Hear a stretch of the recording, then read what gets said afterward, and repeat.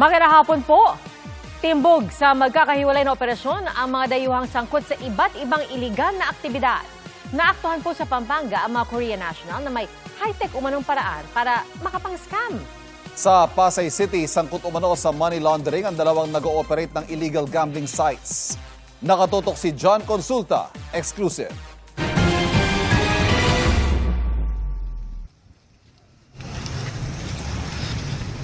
Kasama ang mga operatiba ng PNP-CIDG, pinasok ng mga tauhan ng Bureau of Immigration Fugitive Search Unit o BIFSU ang condo unit na ito sa Pasay City.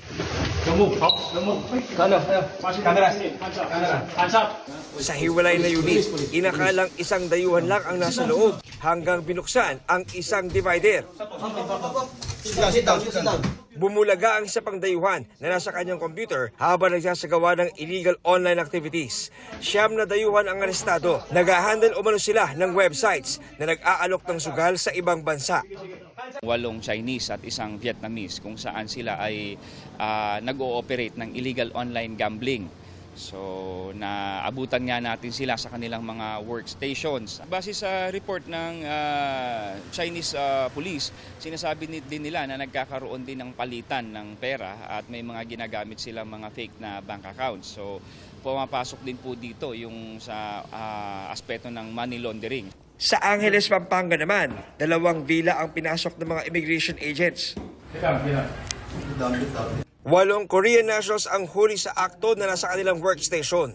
Ayon sa BIFSU, tumutulong daw ang mga hinuling dayuhan sa high-tech na paraan sa kanilang mga partner na scammer na nag-ooperate sa iba't ibang bansa.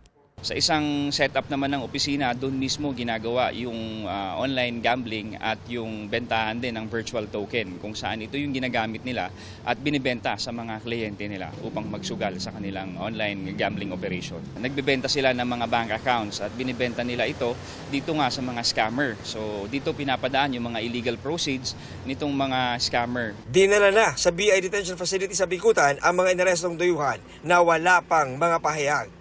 John Consulta, nakatutok, 24 oras. Pahirapan ang biyahe sa maraming kalsada sa Benguet dahil po sa mga pagguho ng lupa bunsod ng masamang panahon. At sa Baguio naman, unti-unti nang bumabawi ang mga negosyo sa muling pag-usad ng turismo.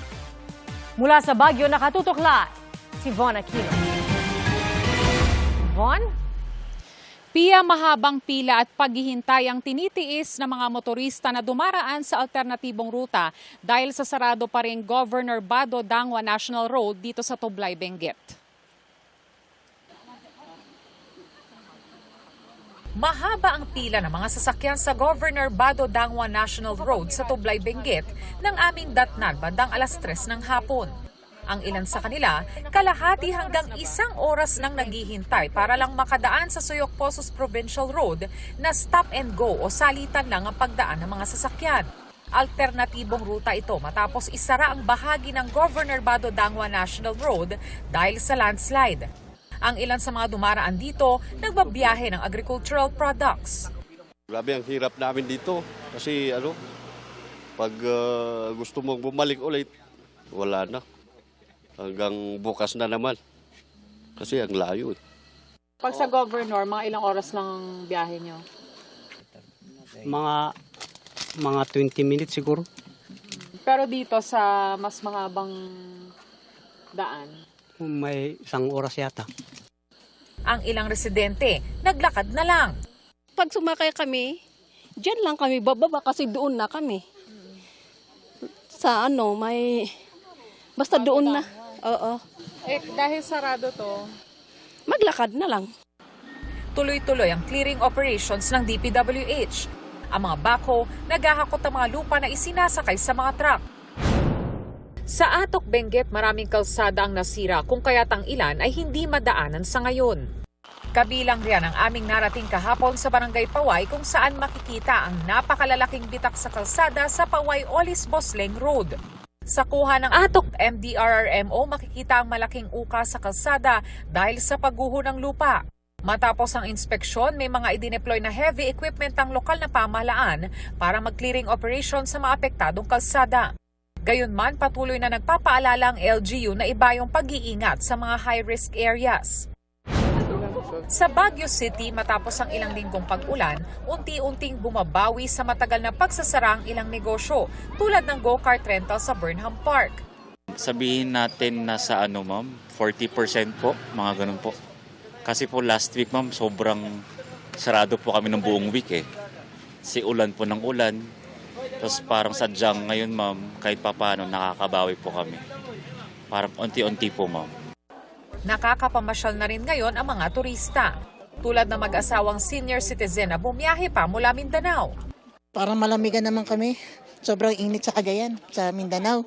Alam naman natin ang panahon dito talagang malamig, may ulan. May mga balikbayan din at mga galing Pampanga na hindi na raw makansel ang biyahe pa Baguio dahil na-schedule na. Friend group namin, matagal na po din nagkikita after how many years na po. And regardless pa rain or shine, tutuloy lang po namin. Medyo tight na yung schedule namin, so pinasya lang namin yung mga bata dito sa Baguio kasi first time din nila. Pero ramdam pa rin ng mga ilang tindahan ng souvenir ang matumal na bentahan ng mga pasalubong. May isang tindahang binawasan na lang muna ang pagkuha ng paninda. Dati pag ganitong oras na may mga tao na. Ngayon halos wala pa ang taong pumapasok sa pesto. Pia, sa mga oras na ito ay nakakaranas pa rin tayo ng pabugso-bugsong mahina hanggang sa malakas na ulan na posibleng mas nagpapahirap pa sa clearing operations na isinasagawa doon sa mga kalsada na may landslide. Pia?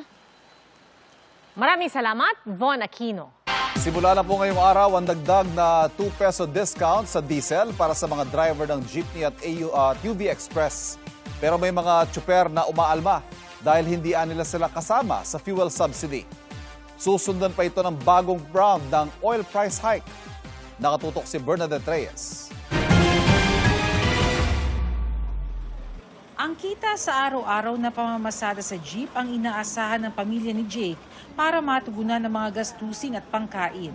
Kaya ang 2 pesos na dagdag sa fuel discount, malaking tulong sa gaya niyang tsuper. Hindi katulad dati na 10, kulang na kulang. Ngayon maganda naman ma'am sa 12. Ngayon, pambili ng ma'am, galunggong, pwede na. Ayon sa LTFRB, makakatipid ng 1,800 pesos kada linggo ang mga tsuper dahil sa 12 pesos na fuel discount. Sa gasolinahang ito dito sa Quezon City, nagpalit na ng presyo. Mula sa dating 10 pesos kada litro, nasa 12 pesos na ang binibigay na fuel subsidy. Yun nga lang, para lang ito sa mga qualified beneficiaries, kabilang na ang mga driver ng jeepney at UV Express. Dapat nga po kasama rin kami dyan eh. Pares lang hindi po kami namamasada. Kailangan na kailangan talaga yun kasi discount yun para sa amin. Sinasamantala ng mga tsuper ang pagpapagas, lalo't may nakaambang pag-alagwa na naman ng presyo ng petrolyo sa susunod na linggo. Hanggang 4 pesos and 50 centavos kada litro sa diesel at hanggang 3 pesos sa gasolina, ayon sa oil industry source. May karga kasi alam nila dito lang po sa amin ang mababa. Parang nabawi lang yung decrease na yon at ngayon ay bumalik uli tayo dun sa increase. Hindi nasundan yung sinasabing diplomatic window ng discussion kasi nga may inatake na namang 2 vessel. Dismayado na naman sa oil price hike ang ilang tsuper. Wala rin naman po yun kasi babawiin din naman nila pagtaas ng diesel eh. Parang ano lang din sa amin, parang nilalaro lang din kami. Kahit na itaas pa ng itaas nila yan, ganun din naman po, binabawi din naman po nila eh. Ay, hindi po sapat yan. Kasi po dati, 4 na ikot lang ginagawa ko, no, 57 ang diesel. Ngayon ginawa ko 5 para pandagdag sa diesel. Sana nga lahat eh. Sabi ng transport group na Manibela, sana ibigay sa lahat ng pumapasada ang fuel subsidy bukod pa sa matagal na nilang hirit na dagdag pasahe. Wala naman totoong rollback na naganap kung meron man piso, 2 piso. Tapos pag susunod na araw, magtataas na naman sila pa piso-piso hanggang mabawi. Bernadette Reyes, Nakatutok, 24 Oras. Ginulantang ng malakas na lindol sa Indonesia. Umakyat na sa 38 ang kumpirmadong nasawi. At base sa huling tala ng kanilang Disaster Management Agency. Nakatutok si JP Soriano. Tila dinuduyan hanggang unti-unting gumuho ang gusaling ito sa Maumere Port sa southern Indonesia nang tumama roon ng 7.7 magnitude na lindol. Namayani ang takot sa mga pasaherong nagtakbuhan papalayo.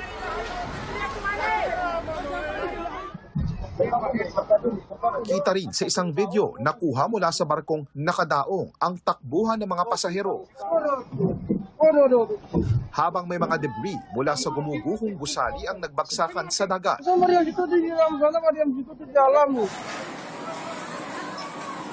Ang epicenter ng lindol kaninang umaga ay sa dagat malapit sa Flores Island sa probinsya ng East Nusa Tenggara. Nang huminto ang pagyanig, dali-daling nagbabaan ang mga pasahero mula sa nakadaong na barko. Sinuyod ng mga rescuer ang gumuhong gusali. Isang bangkal ang nahukat. Naramdaman din ng halos 1 minutong pagyanig sa mga kalapit na rehiyon. Dahil sa dagat nagmula ang lindol, itinaas ang tsunami warning sa ilang bahagi ng Indonesia. Nagtala ng mga alon na hanggang 1 metro ang taas. Binawi ang tsunami warning makalipas ang 3 oras. Ayon sa Philippine Embassy sa Jakarta, walang naitalang Pilipinong naapektuhan ng lindol. Pero patuloy ang kanilang pakikipag-ugnayan sa mga Filipino community sa tinamaang rehiyon. JP Soriano, Nakatutok, 24 Oras.